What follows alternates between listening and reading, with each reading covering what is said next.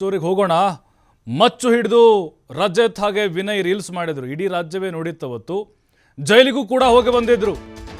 ಈಗ ಮತ್ತೆ ಜೈಲು. ಮಚ್ಚು ಹಿಡ್ಕೊಂಡು ರೀಲ್ಸ್ ಮಾಡಿ ಸ್ಟೇಷನ್ಗೆ ಹೋಗಿ ಜೈಲಿಗೆ ಹೋಗಿ ಬಂದಿದ್ದು ಆಗಿತ್ತು. ಮತ್ತೆ ರಜತ್ಗೆ ಕಾನೂನಾತ್ಮಕವಾದಂಥ ಸಂಕಟ. 14 ದಿನಗಳ ಕಾಲ ನ್ಯಾಯಾಂಗ ಬಂಧನ. 24ನೇ ACJMA ಕೋರ್ಟ್ ಈ ಆದೇಶವನ್ನು ಹೊರಡಿಸಿದೆ. ಏಪ್ರಿಲ್ 29ರವರೆಗೆ ನ್ಯಾಯಾಂಗ ಬಂಧನವನ್ನು ವಿಧಿಸಿದೆ ಕೋರ್ಟ್. ಇಲ್ಲಿ ಮತ್ತೆ ಪರಪ್ಪನ ಅಗ್ರಹಾರ ಜೈಲಿಗೆ ಶಿಫ್ಟ್ ಆಗಿದ್ದಾರೆ ಬಿಗ್ ಬಾಸ್ ಖ್ಯಾತಿ ರಜತ್. ನ್ಯಾಯಾಂಗ ಬಂಧನದಿಂದ ಪಾರಾಗಿದ್ದಾರೆ. ಮತ್ತೊಬ್ಬ ಆರೋಪಿ ವಿನಯ್. ವಿನಯ್ಗೆ 500 ರೂಪಾಯಿ ದಂಡ ವಿಧಿಸಿ ವಾರೆಂಟ್ ರಿಕಾಲ್ ಮಾಡಿದ್ದಾರೆ. ಷರತ್ತಿನ ಸುಮ್ಮನೆ ಕಳ್ಳೆಪುರಿತನ ಕೊಟ್ಟಿರ್ತಾರೆ. ಅದನ್ನ ಅಲ್ಲೇನೋ ಜಾಮೀನು ಕೊಡ್ತಾರಲ್ವಾ, ಜಾಮೀನು ಯಾಕೆ ಕೊಡ್ತಾರೆ? ಷರತ್ತುಗಳನ್ನು ವಿಧಿಸಿರ್ತಾರೆ. ಬರಬೇಕು, ವಿಚಾರಣೆಗೆ ಹಾಜರಾಗಬೇಕು ಅಂತ. ರಜತ್ ಏನು ಮಾಡಿದ್ರು? ಅಲ್ಲೂ ಧಿಮಾಕು, ಏನು ಮಾಡ್ಕೊಳ್ಳೋಕ್ಕಾಗತ್ತೆ ಅಂತ ನೋಡಿ. ಮತ್ತೆ 14 ದಿನ ಜೈಲು. ವಿನಯ್ ಗೌಡ ಎದ್ನೋ ಬಿದ್ನೋ ಅಂತ ಓಡಿ ಬಂದರು ಕೋರ್ಟ್ಗೆ. ಅವ್ರಿಗೆ 500 ರೂಪಾಯಿ ಫೈನು. ನೇರವಾಗಿ ಕೋರ್ಟ್ಗೆ ಬಂದರು. ರಜತ್ ಜಾಮೀನು ಅರ್ಜಿ ವಿಚಾರಣೆಯನ್ನು ನಾಳೆಗೆ ಮುಂದೂಡಿಕೆ ಮಾಡಲಾಗಿದೆ. ಅಲ್ಲ, ಅಷ್ಟೆಲ್ಲ ಆಗಿದೆ. ಕೋರ್ಟ್ ಮೆಟ್ಲೇರಿ ಜೈಲಿಗೆ ಹೋಗಿ ಜಾಮೀನು ತಗೊಂಡು ಹೊರಗಡೆ ಬಂದಿದ್ದಾರೆ. ಆದರೆ ಮತ್ತೆ ಆ ಒಂದು ನಾವು ಅಹಂ ಅಂತ ಏನಂತೀವಿ, ಕಾನೂನಿಗೆ ಯಾರು ತಲೆಬಾಗೋದಿಲ್ವೋ ನೋಡಿ. ಷರತ್ತಲ್ಲಿತ್ತು ವಿಚಾರಣೆಗೆ ಹಾಜರಾಗಬೇಕು ಅಂತೇಳಿ. ಹಾಜರಾಗಬೇಕಲ್ವಾ? ಬಂದೇ ಇಲ್ಲ. ನೋಟಿಸು ಜಾರಿ ಮಾಡಿದರು ಕೋರ್ಟ್ನಿಂದ. ಬಸವೇಶ್ವರನ ಪೊಲೀಸರು ಅರೆಸ್ಟ್ ಮಾಡಿ ಮತ್ತೆ ಈಗ ಜೈಲಿಗಟ್ಟಿದ್ದಾರೆ. ಮತ್ತಷ್ಟು ಮಾಹಿತಿ ಸಂತೋಷ್ ಪಟೇಲ್ ನೀಡ್ತಾರೆ ನೇರ ಸಂಪರ್ಕದಲ್ಲಿ. ಸಂತೋಷ್, ಕಾನೂನಿಗೆ ಯಾರು ತಲೆಬಾಗೋದಿಲ್ವೋ, ಧಿಮಾಕ್ ಯಾರು ತೋರಿಸ್ತಾರೋ ಮತ್ತೆ ಅವರಿಗೆ ಶಿಕ್ಷೆ ಅಥವಾ ಜೈಲೇ ಗತಿ ಅಂಥೇಳಿ ಈಗ ರಜತ್ ಕೇಸ್ ನೋಡ್ತಾ ಇದ್ದೀವಿ. ಈಗ ಯಾವ ರೀತಿ ಅವರು ಆ ಷರತ್ತಿಗೆ ಒಂದು ಗಾಳಿನ ನಿಯಮಗಳನ್ನು ಗಾಳಿಗೆ ತೂರಿದ್ರು, ವಿನಯ್ ಹೇಗೆ ಬಚಾವಾದರು, ಇದನ್ನು ಏನಂತ ಹೇಳ್ಬೋದು ಅಂತ ರಜತ್ ಅವ್ರದ್ದು ದುರಹಂಕಾರದ ಪರಮಾವಧಿ ಅಂತ ಹೇಳ್ಬೋದಾ ಈ ಬೆಳವಣಿಗೆ? ಪ್ರಭು, ಏನು ಈ ನೆಲದ ಕಾನೂನಿಗೆ ಯಾರೇ ಆದರೂ ಕೂಡ ಗೌರವವನ್ನು ಕೊಡಬೇಕಾಗುತ್ತೆ. ನ್ಯಾಯಾಲಯದಲ್ಲಿ ಇವರು ಷರತ್ತುಬದ್ಧ ಜಾಮೀನನ್ನು ಪಡ್ಕೊಂಡು ಬಂದ ನಂತರ ಆ ಷರತ್ತುಗಳಿಗೆ ಅನ್ವಯವಾಗಿ ನಡ್ಕೊಳ್ಬೇಕಾಗತ್ತೆ. ಇಬ್ಬರು ಕೂಡ ರೀಲ್ಸ್ ಪ್ರಕರಣದಲ್ಲಿ ವಿನಯ್ ಮತ್ತು ಆರೋಪಿ ರಜತ್ ಇಬ್ಬರು ಬಂಧನವಾಗುತ್ತೆ. ಬಂಧನವಾದ ಬಳಿಕ ಇಬ್ಬರು ಪರಪ್ಪನ ಅಗ್ರಹಾರಕ್ಕೆ ಸೇರಿದ ನಂತರ ಷರತ್ತುಬದ್ಧ ಜಾಮೀನನ್ನು ಪಡ್ಕೊಳ್ತಾರೆ. ಇದಾದ ನಂತರ ಜಾಮೀನು ಸಿಕ್ಕಿದ ಮೇಲೂ ಕೂಡ ಇವರು ಕೋರ್ಟ್ಗೆ, ನ್ಯಾಯಾಲಯಕ್ಕೆ ಹಾಜರಾಗಬೇಕಾಗುತ್ತೆ. ಅಂದರೆ ಪ್ರಕರಣದ ವಿಚಾರಣೆ ನಡೆಯುವಂಥ ಸಂದರ್ಭದಲ್ಲಿ ಇವರು ಹಾಜರಾಗಬೇಕು ನ್ಯಾಯಾಲಯಕ್ಕೆ. ಆದರೆ ಜಾಮೀನು ಪಡೆದು ಮೊದಲ ಕಾಲ್ನಲ್ಲೇ ವೈಲೇಷನ್ ಮಾಡಿರುವಂಥದ್ದು. ಅಂದರೆ ಜಾಮೀನು ಪಡೆದ ನಂತರ ಒಂದು ಡೇಟನ್ನು ನಿಗದಿ ಮಾಡಿರುತ್ತೆ. ಆ ಡೇಟ್ ದಿನ ಇವರು ನ್ಯಾಯಾಲಯಕ್ಕೆ ಹಾಜರಾಗಬೇಕು. ಮೊದಲ ಡೇಟ್ನಲ್ಲೇ ಇಬ್ಬರು ಕೂಡ ನ್ಯಾಯಾಲಯಕ್ಕೆ ಹಾಜರಾಗದೆ ಇಬ್ಬರು ಕೂಡ ಗೈರಾಗಿರುವಂಥದ್ದು. ಸೊ ಇದಕ್ಕೆ ಸಂಬಂಧಪಟ್ಟಂಗೆ ನ್ಯಾಯಾಲಯ ಒಂದು ವಾರೆಂಟನ್ನು ಹೊರಡಿಸಿತ್ತು. ಅದರಲ್ಲೂ ವಿಶೇಷವಾಗಿ ಆರೋಪಿ ರಜತ್ ಏನಿದ್ದಾನೆ ಆತನ ವಿರುದ್ಧ ವಾರೆಂಟನ್ನು ಹೊರಡಿಸಿತ್ತು. ಈ ವಾರೆಂಟಿನ ಅನ್ವಯ ರಜತ್ಗೆ ಮೊದಲು ಬಸವೇಶ್ವರ ನಗರ ಪೊಲೀಸರು ನೋಟಿಸನ್ನು ಕೊಟ್ಟರು. ಇವತ್ತು ಬೆಳಗ್ಗೆ ವಿಚಾರಣೆಗೆ ಹಾಜರಾದಂಥ ಸಂದರ್ಭದಲ್ಲಿ ರಜತ್ನನ್ನು ವಶಕ್ಕೆ ಪಡೆದು ಬಂಧನವನ್ನು ಮಾಡ್ತಾರೆ. ಬಂಧನವನ್ನು ಮಾಡಿ ನ್ಯಾಯಾಲಯಕ್ಕೆ ಹಾಜರುಪಡಿಸುವಂಥದ್ದು.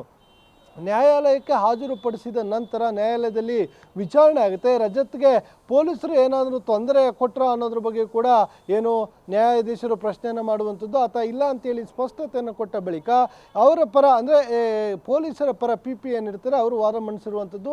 ಆರೋಪಿ ಜಾಮೀನು ಸಿಕ್ಕ ಬಳಿಕ ಮೊದಲ ಕಾಲ್ನಲ್ಲೇ ವೈಲೇಷನನ್ನು ಮಾಡಿದ್ದಾರೆ. ಜಾಮೀನಿಗೆ ಸಿಕ್ಕ ನಂತರ ಈ ಡೇಟ್ಗೆ ನ್ಯಾಯಾಲಯಕ್ಕೆ ಹಾಜರಾಗಬೇಕಿತ್ತು, ಹಾಜರಾಗಿರಲಿಲ್ಲ. ಹೀಗಾಗಿ ಅವ್ರಿಗೆ ನೀಡಿರುವಂತಹ ಜಾಮೀನು ಇದೆ. ಇಬ್ಬರು ಆರೋಪಿಗಳಿಗೆ ಜಾಮೀನನ್ನು ರದ್ದು ಮಾಡಬೇಕು ಅಂತ ಹೇಳಿ ಮನವಿಯನ್ನು ಮಾಡಿಕೊಂಡ್ರು.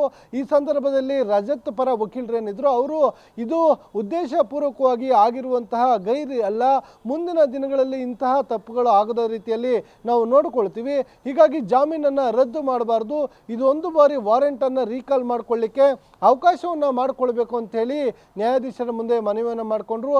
ಆದರೆ ನ್ಯಾಯಾಲಯ ಸರ್ಕಾರದ PP ಏನಿರ್ತಾರೆ ಅಭಿಯೋಜಕರು ಅವರ ಪರವಾಗಿ ಅವರ ಮನವಿಯನ್ನು ಪುರಸ್ಕರಿಸಿ ಆರೋಪಿತ ರಜತ್ ಏನಿದೆ ಈತನ ಏಪ್ರಿಲ್ 24ರವರೆಗೂ ಕೂಡ ಮತ್ತೆ ನ್ಯಾಯಾಂಗ ಬಂಧನಕ್ಕೆ ನೀಡಿರುವಂಥದ್ದು. ಪರಪ್ಪನ ಅಗ್ರಹಾರ ಜೈಲಿಗೆ ಮತ್ತೆ ರಜತ್ಗೆ ದರ್ಶನ ನೀಡಿರುವಂಥದ್ದು. ಮತ್ತೊಂದು ಕಡೆ ಮತ್ತೋರ್ವ ಆರೋಪಿ ವಿನಯ್ ಏನಿದ್ದ ಈತನಿಗೆ ವಾರೆಂಟ್ ಜಾರಿ ಆಗಿರಲಿಲ್ಲ. ಸೊ ಆದರೆ ಇವತ್ತು ಯಾವಾಗ ರಜತ್ನ ಬಂಧನವನ್ನು ಮಾಡಲಾಗುತ್ತೋ ಅದರ ಬೆನ್ನಲ್ಲಿ ಈತನು ಕೂಡ ಬಂಧನದ ಭೀತಿಯಿಂದ ಏನು ನ್ಯಾಯಾಲಯಕ್ಕೆ ಓಡೋಡಿ ಬಂದಿರುವಂಥದ್ದು. ಬಂದು ನ್ಯಾಯಾಲಯದ ಮುಂದೆ ನ್ಯಾಯಾಧೀಶರ ಮುಂದೆ ಹಾಜರಾಗಿರುವಂಥದ್ದು. ಈ ಸಂದರ್ಭದಲ್ಲೂ ಕೂಡ ವಿನಯ್ಗೂ ವಾರ್ನಿಂಗ್ ಮಾಡಿರುವಂತಹ ಕೋರ್ಟ್ 500 ರೂಪಾಯಿ ದಂಡವನ್ನು ವಿಧಿಸಿ ಆತನ ವಾರೆಂಟನ್ನು ರೀಕಾಲ್ ಮಾಡಿ ಪ್ರಕರಣದ ಅರ್ಜಿಯನ್ನು 29ಕ್ಕೆ ವಿಚಾರಣೆಗೆ ಮುಂದೂಡಿರುವಂಥದ್ದು. ಆದರೆ ಇಲ್ಲಿ ಪ್ರಮುಖವಾಗಿ ರಜತ್ಗೆ ಮಾತ್ರ ಏಕೆ ವಾರೆಂಟನ್ನು ಹೊರಡಿಸಲಾಯಿತು, ವಿನಯ್ಗೆ ಯಾಕೆ ಹೊರಡಿಸಲಿಲ್ಲ ಅನ್ನೋದು ಇಲ್ಲಿ ಪ್ರಮುಖವಾಗುತ್ತೆ. ಯಾವುದೇ ಒಂದು ಪ್ರಕರಣದ ಆರೋಪಿಯ ಹಾವಭಾವ ಇರ್ಬೋದು, ಆತನ ನಡತೆಗಳೇನಿರ್ಬೋದು, ಇವೆಲ್ಲವನ್ನು ಪ್ರತಿಯೊಂದನ್ನು ಕೂಡ ಪೊಲೀಸರು ಗಮನಿಸ್ತಾ ಇರ್ತಾರೆ. ಅದನ್ನು ಗಮನಿಸಿ ನ್ಯಾಯಾಲಯಕ್ಕೆ ಮಾಹಿತಿಯನ್ನು ಕೊಡ್ತಾ ಇದ್ದಾರೆ. ಅದಲ್ಲದೆ ಈ ಹಿಂದೆ ಕೂಡ ರಜತ್ನ ಬಂಧನವನ್ನು ಮಾಡಿದಂಥ ಸಂದರ್ಭದಲ್ಲಿ ಶಿಸ್ತಿನಿಂದ ನಡ್ಕೊಂಡಿರಲಿಲ್ಲ. ಆತ ಶರ್ಟನ್ನು ಓಪನ್ ಮಾಡ್ಕೊಳ್ಳುವಂಥದ್ದು ಏನು ಯಾವುದೇ ರೀತಿಯಲ್ಲಿ ಒಬ್ಬ ಸೆಲೆಬ್ರಿಟಿಯಾಗಿ ಈತ ಸಮಾಜದಲ್ಲಿ ಹೇಗೆ ನಡ್ಕೊಳ್ಬೇಕು ಅನ್ನೋದ್ರ ಬಗ್ಗೆ ಈತನಿಗೆ ಒಂದು ಸಾಮಾನ್ಯ ಜ್ಞಾನ ಇಲ್ಲ, ಪ್ರಜ್ಞೆ ಇಲ್ಲ ಅಂತ ಹೇಳಿದ್ರೆ ಮುಂದಿನ ದಿನಗಳಲ್ಲಿ ಈತನ ಹೀಗೆ ಬಿಟ್ಟರೆ ಕಾನೂನು ಬಗ್ಗೆ ಯಾವುದೇ ರೀತಿಯ ಗೌರವ ಕೂಡ ಇವನಿಗಿರೋದಿಲ್ಲ. ಮತ್ತು ಇವನನ್ನು ನೋಡಿ ಇವನ ಫಾಲೋವರ್ಸ್ ಏನನ್ನು ಕಲಿಬೇಕು ಅನ್ನೋದು ಪ್ರಮುಖವಾಗುತ್ತೆ. ಸೊ ಈ ಕಾರಣಕ್ಕಾಗಿ ಈತ ಮೊದಲು ಸಾಮಾನ್ಯ ಪ್ರಜ್ಞೆನ ಇಟ್ಕೊಳ್ಬೇಕು, ಸಮಾಜದಲ್ಲಿ ಯಾವ ರೀತಿಯಾಗಿ ನಡ್ಕೊಳ್ಬೇಕು ಅನ್ನೋದನ್ನ ಕಲ್ತ್ಕೊಳ್ಬೇಕು. ಹೀಗಾಗಿ ಈತನ ಉದ್ದಟತನ ಏನಿತ್ತು, ಮೊಂಡಾಟಗಳೇನಿತ್ತು, ಇದೆಲ್ಲದಕ್ಕೂ ಕೂಡ ಪೊಲೀಸರು ಮಾಹಿತಿಯನ್ನು ಕಲೆ ಹಾಕಿ ನ್ಯಾಯಾಲಯಕ್ಕೆ ಮಾಹಿತಿಯನ್ನು ನೀಡಿದರು. ಅದರ ಹಿನ್ನೆಲೆ ಇವತ್ತು ಕೋರ್ಟು ಆತನ ವಾರೆಂಟನ್ನು ರೀಕಾಲಿಗೆ ಮನವಿಯನ್ನು ಮಾಡಿಕೊಂಡ್ರೂ ಕೂಡ ಅದನ್ನು ಪುರಸ್ಕರಿಸದೆ ಆರೋಪಿಯನ್ನು ಏಪ್ರಿಲ್ 24ರವರೆಗೂ ಕೂಡ ನ್ಯಾಯಾಂಗ ಬಂಧನಕ್ಕೆ ನೀಡಿರುವಂಥದ್ದು. ಅದರ ಜೊತೆಗೆ ನಾಳೆ ಈ ರಜತ್ ಪರ ವಕೀಲರು ಏನಿದ್ದಾರೆ, ಸೊ ಅವರು ರಜತ್ಗೆ ಜಾಮೀನನ್ನು ಕೋರಿ ಅರ್ಜಿಯನ್ನು ಸಲ್ಲಿಕೆಯನ್ನು ಮಾಡ್ಬೋದು ಅಂತೇಳಿ ಅವ್ರಿಗೂ ಸೂಚನೆಯನ್ನು ಕೊಟ್ಟಿರುವಂಥದ್ದು. ಈ ಹಿನ್ನೆಲೆಯಲ್ಲಿ ರಜತ್ ಪರ ವಕೀಲರು ನಾಳೆ ಜಾಮೀನು ಅರ್ಜಿಯನ್ನು ಸಲ್ಲಿಕೆಯನ್ನು ಮಾಡ್ತಾರೆ. ನಾಳೆ ಅರ್ಜಿ ಏನಾದರೂ ಜಾಮೀನು ಅರ್ಜಿ ಸಲ್ಲಿಕೆ ಆದರೆ ನಾಳೆಯೇ ವಿಚಾರಣೆಗೆ ಬರುತ್ತಾ, ಇಲ್ಲ ಪೊಲೀಸರಿಗೆ ಅಬ್ಜೆಕ್ಷನ್ನ ಹಾಕಲಿಕ್ಕೆ ಸಮಯಾವಕಾಶವನ್ನು ಕೊಟ್ಟು ಅರ್ಜಿಯ ವಿಚಾರಣೆ ಮುಂದೂಡಿಕೆ ಆಗುತ್ತಾ ಅನ್ನೋದನ್ನ ಕಾಯ್ದು ನೋಡಬೇಕಾಗುತ್ತೆ. ಪ್ರಭು ಸಂತೋಷ್, ಈಗ ಅದೆಂಥ ಸೆಲೆಬ್ರಿಟಿ ಆಗಿರಲಿ, ಅಧಿಕಾರ ಇರಲಿ, ಅದೆಷ್ಟೇ ಪ್ರಭಾವ ಆಗಿರಲಿ, ಕಾನೂನು ತಲೆ ಬಾಗಲೇಬೇಕು. ಈ ಕೇಸ್ನಿಂದ ಒಂದು ಕಾನೂನಿನ ಒಂದು ಪಾಠ ಆಗಿದೆಯಾ ಅಂತ. ಯಾಕಂದರೆ ನಾನು ಜಾಮೀನು, ನನಗೆ ಬೇಲ್ ಸಿಕ್ಕಿದೆ, ಏನು ಬೇಕಾದರೂ ಮಾಡ್ಬೋದು, ನೆಕ್ಸ್ಟ್ ವಿಚಾರಣೆಗೆ ಹಾಜರಾಗ್ಬೋದು ಅಂತ ರಜತ್ ಬಹುಶಃ ಅಂದ್ಕೊಂಡಿದ್ರು, ಆ ಒಂದು ಹಮ್ ತೋರಿಸಿದ್ರು ಅಂತ ಅನಿಸುತ್ತೆ. ಈಗ ತಗ್ಗಿ ಬಗ್ಗೆ ನಡಿಬೇಕು, ಕಾನೂನು ತಲೆಬಾಗಬೇಕು ಅನ್ನೋದು ಅರಿವು ಆಗಿರಬೇಕಂತ ಅನಿಸ್ತಾ ಇದೆ. ಖಂಡಿತ ಪ್ರಭು. ಯಾಕೆಂತ ಹೇಳಿದ್ರೆ ಈ ನೆಲದ ಕಾನೂನಿಗೆ ದೇಶದ ಮೊದಲ ಪ್ರಜೆ ಅನ್ನಿಸ್ಕೊಂಡ ವ್ಯಕ್ತಿಯು ಕೂಡ ಗೌರವವನ್ನು ಕೊಡಬೇಕಾಗುತ್ತೆ. ಮತ್ತು ಈ ದೇಶದ ಕಟ್ಟ ಕಡೆಯ ಪ್ರಜೆ ಆಗಿರ್ತಾನೆ, ಆತನು ಕೂಡ ಈ ನೆಲದ ಕಾನೂನನ್ನು ಗೌರವಿಸಬೇಕಾಗುತ್ತೆ. ಮತ್ತು ಆ ಕಾನೂನು ರೀತಿಯಲ್ಲೇ ನಮ್ಮ ಬದುಕನ್ನು ಕೂಡ ರೂಪಿಸ್ಕೊಳ್ಬೇಕಾಗತ್ತೆ. ಅದೇ ರೀತಿಯಲ್ಲಿ ನಾವು ಈ ಸಮಾಜದಲ್ಲಿ ಬದುಕಬೇಕು. ಆದರೆ ಇವೆಲ್ಲವನ್ನು ಗಾಳಿಗೆ ತೂರಿ ನಮ್ಮ ಪುಂಡಾಟಿಕೆ ಇರ್ಬೋದು, ದಾಷ್ಟ್ಯ ಇರ್ಬೋದು, ದರ್ಪ ಇರ್ಬೋದು, ಇದ್ಯಾವುದನ್ನು ಕೂಡ ತೋರಿಸ್ಲಿಕ್ಕೆ ಆಗೋದಿಲ್ಲ. ನಾವು ಕಾನೂನಿನ ಅಡಿಯಲ್ಲೇ ನಡ್ಕೊಳ್ಬೇಕು, ಕಾನೂನುಗಳನ್ನು ಉಲ್ಲಂಘನೆಯನ್ನು ಮಾಡಬಾರ್ದು. ರಜತ್ ಇಲ್ಲಿ ಏನಾಗ್ಬೋದು, ಈಗಾಗಲೇ ಒಂದ್ಸಲ ಜೈಲಿಗೆ ಹೋಗಿದ್ದೀನಿ, ಅರೆಸ್ಟ್ ಆಗಿದೆ, ಜಾಮೀನು ಪಡ್ಕೊಂಡಿದ್ದೀನಿ, ಏನಾಯ್ತು ಈಗ? ಸೊ ಮತ್ತೆ ನನ್ನನ್ನು ಏನು ಮಾಡ್ಲಿಕ್ಕೆ ಸಾಧ್ಯ?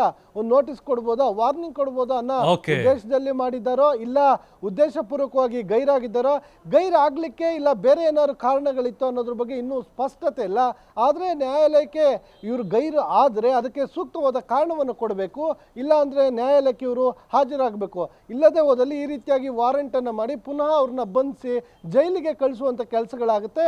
ಸೊ ಈ ಪ್ರಕರಣವನ್ನು ಗಮನದಲ್ಲಿಟ್ಕೊಂಡ್ರೆ ಬಹುತೇಕ ಸೆಲೆಬ್ರಿಟಿಗಳಿರ್ಬೋದು, ಸೋಷಿಯಲ್ ಮೀಡಿಯಾ ಸ್ಟಾರ್ಸ್ಗಳಿರ್ಬೋದು, ರೀಲ್ ಸ್ಟಾರ್ಗಳು ಎಲ್ಲಿಗೂ ಕೂಡ ಇದೊಂದು ಪಾಠ ಅಂತಾನೆ ಹೇಳ್ಬೋದು. ಪ್ರಭು, ಥ್ಯಾಂಕ್ ಯು ಸಂತೋಷ್ ಪಟೇಲ್, ತಮ್ಮೆಲ್ಲ ಮಾಹಿತಿಗಾಗಿ.